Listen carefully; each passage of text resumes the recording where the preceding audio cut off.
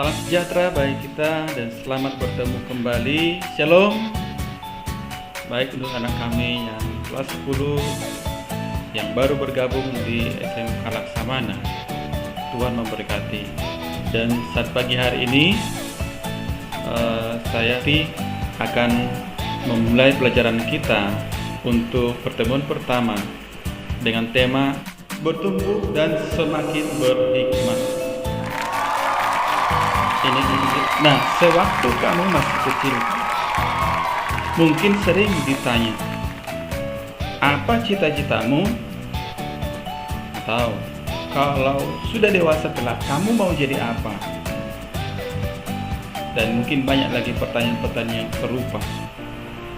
Nah, pada saat seseorang berusia 2-4 tahun, biasanya timbul keinginan yang sangat kuat pada dirinya untuk menjadi seperti orang dewasa dengan cara mencoba apapun atau meniru apa yang dilakukan oleh orang dewasa, seperti dalam bersepatu, berbicara, membaca buku, dan sebagainya.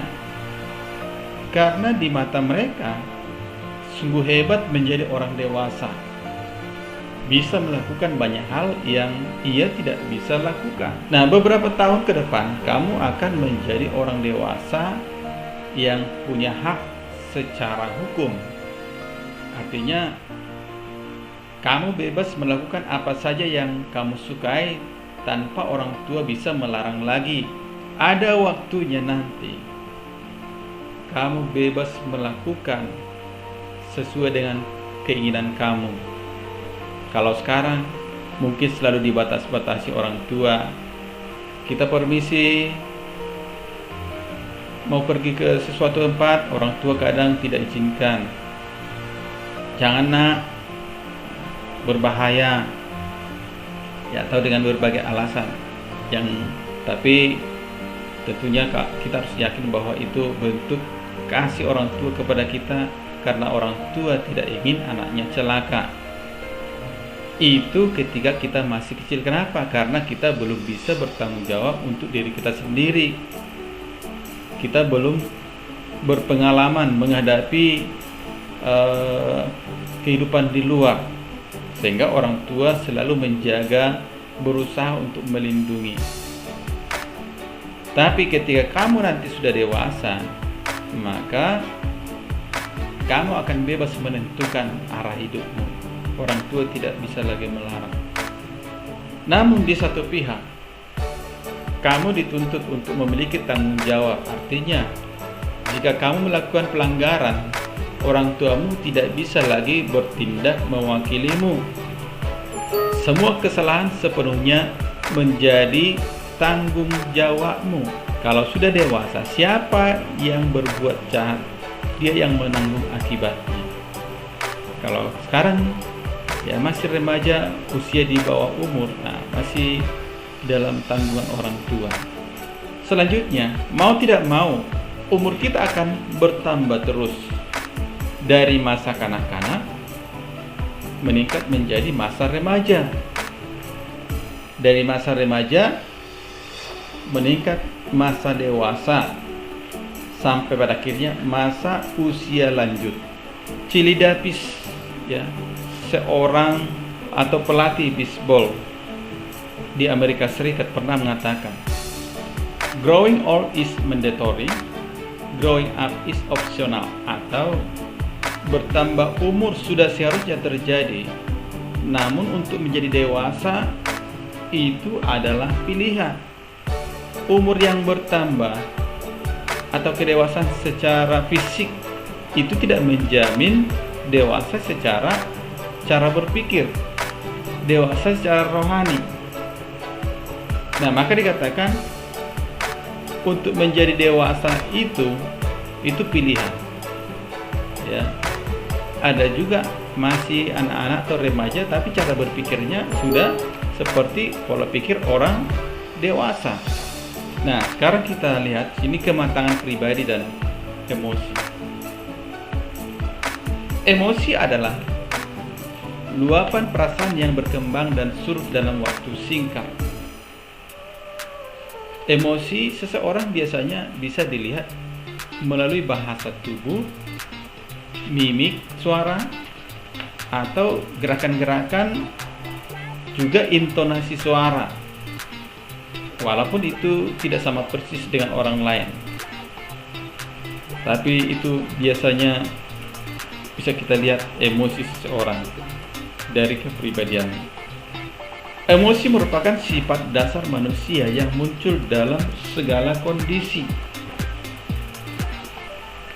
Dalam setiap permasalahan yang kita hadapi, tentunya kita akan menunjukkan emosi kita.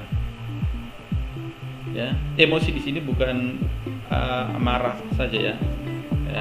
Emosi tadi dikatakan luapan perasaan yang berkembang dan surut di waktu singkat.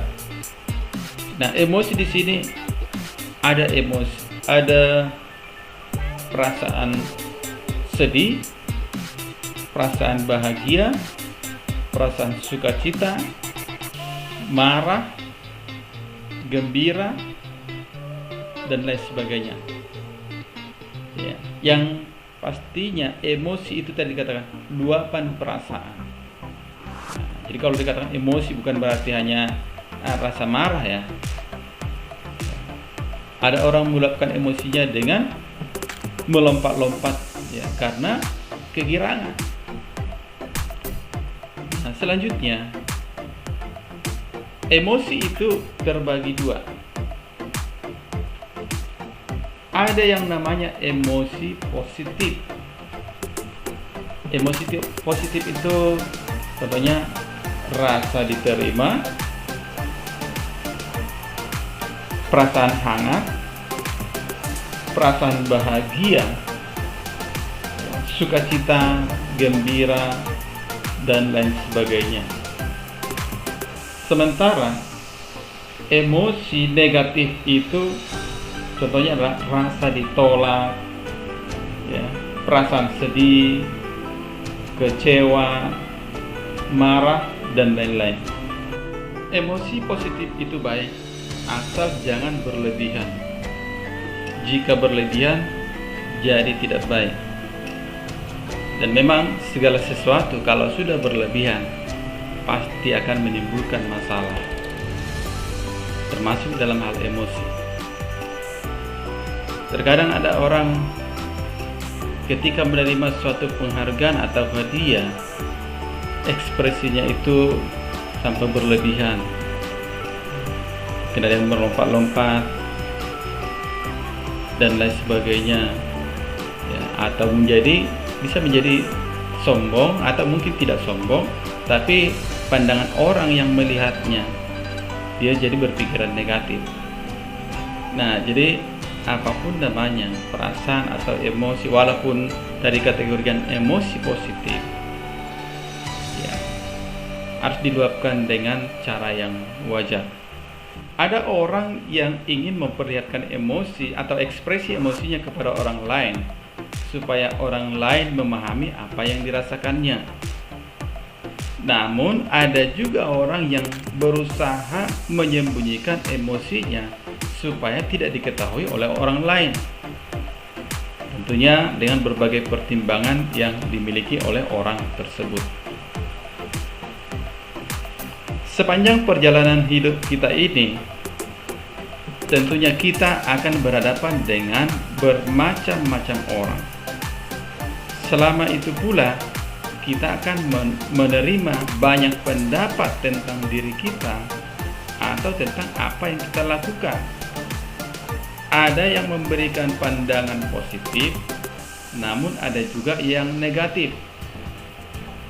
Pendapat atau pandangan orang lain itu sedikit banyak memberi pengaruh pada bagaimana cara kita memandang diri kita sendiri.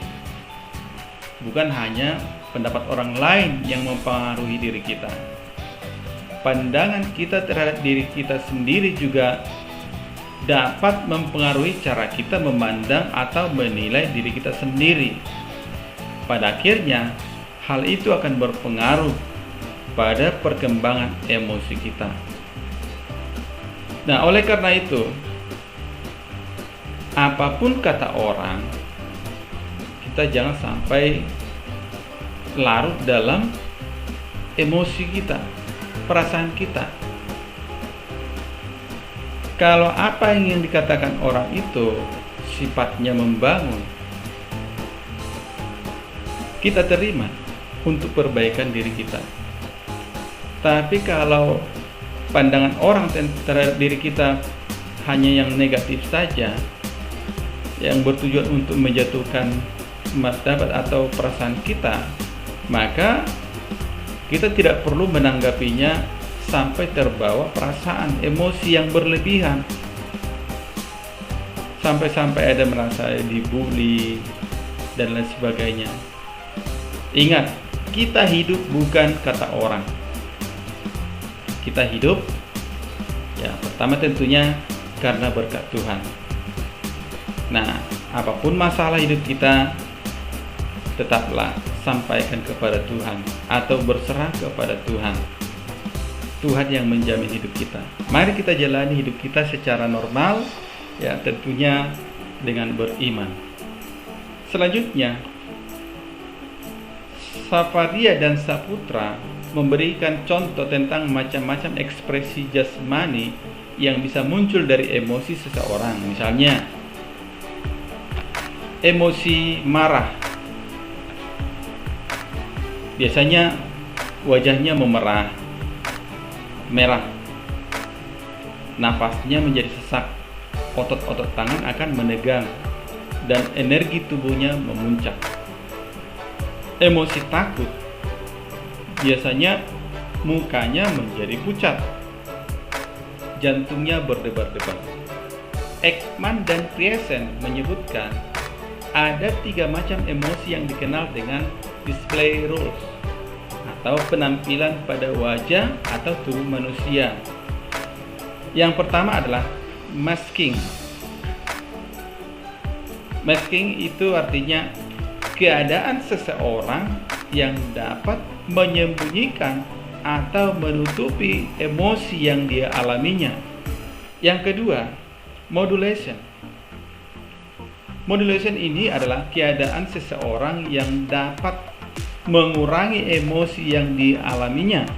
Yang ketiga adalah simulation. Tidak mengalami emosi, tetapi seolah-olah mengalami emosi dengan menampakkan gejala-gejala kejasmanian. Berdasarkan pembagian emosi itu, faktor yang paling penting dalam mengembangkan emosi yang sehat adalah pengenalan yang benar tentang diri sendiri serta kesediaan untuk bertumbuh dan berkembang menjadi pribadi yang matang dan bertanggung jawab. Matang artinya tidak berpikir kekanak-kanakan, hanya peduli akan kepentingan dan keuntungan dirinya sendiri. Itu kalau kekanak-kanakan. Tapi kalau orang yang matang, dia sudah mulai berpikir ya dewasa, tidak lagi egois, sudah mulai berpikir melihat sekelilingnya. Nah, bertanggung jawab artinya memperhitungkan setiap tindakannya, apa untung rugi dari tindakan yang akan saya ambil ini. Apakah saya akan menyakiti orang lain dengan keputusan yang saya ambil? Itu kalau bertanggung jawab. Jadi tidak bertindak sembarangan. Nah, pada saat yang sama juga ia akan berpikir secara bertanggung jawab atas dirinya sendiri. Maka dia akan bertanya, apakah keputusan yang akan saya ambil ini hanya menguntungkan orang lain, namun pada saat yang sama merugikan dan menghancurkan diri saya. Oleh karena itu, mulailah dari sekarang selektif di dalam bergaul. Berteman dengan semua orang itu baik, tapi kalau sudah namanya pergaulan, ingat, firman Tuhan katakan, pergaulan yang buruk merusakkan kebiasaan yang baik. Kalau kamu bergaul dengan orang yang tidak baik, maka kamu pun akan melakukan hal-hal yang tidak baik, karena kamu terikat dengan mereka. Nah, jadi jangan sampai karena ingin menyenangkan hati temanmu, kamu terjun kepada dunia yang tidak baik. Demikian pelajaran kita pagi hari ini. Shalom, Tuhan Yesus memberkati. Amin.